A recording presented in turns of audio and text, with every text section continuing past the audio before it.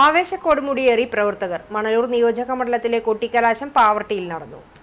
നിയമസഭയിലേക്കുള്ള വിധിയെഴുത്ത് വ്യാഴാഴ്ച നടക്കുന്നതിന് മുന്നോടിയായി പ്രധാന മുന്നണികളുടെ സ്ഥാനാർത്ഥികളുടെ പരസ്യ പ്രചരണത്തിന് വിരാമമിട്ട് ചൊവ്വാഴ്ച വൈകിട്ടാണ് കലാശക്കൊട്ട് അരങ്ങേറിയത്.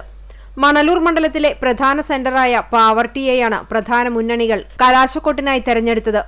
പ്രചരണ വാഹനങ്ങളിൽ നിന്നും കാതടപ്പിക്കുന്ന ശബ്ദത്തിലുള്ള അനൗൺസ്മെന്റും ഒപ്പം പ്രചരണത്തിനായി തയ്യാറാക്കിയ പാട്ടുകളും വാദ്യമേളങ്ങളുമായി LDFും UDFും NDAയും പാവർട്ടിയുടെ വീഥികൾ കീഴടക്കിയതോടെ പ്രവർത്തകർ ആവേശത്തിന്റെ അലകടൽ പോലെ തിരയടിക്കുകയായിരുന്നു.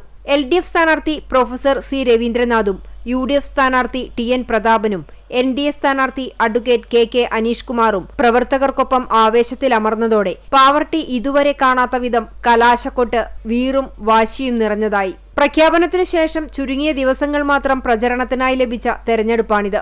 മണലൂരിൽ 3 സ്ഥാനാർത്ഥികളും രാഷ്ട്രീയ രംഗത്തെ അധികായരായതും മണലൂരിലെ മത്സരം സംസ്ഥാനമൊട്ടാകെ ശ്രദ്ധിക്കുന്നതും ആയിരുന്നതിനാൽ ആദ്യ ലാപ്പ് മുതലുള്ള ആവേശം കലാശക്കൊട്ടിലും പ്രതിഫലിച്ചു.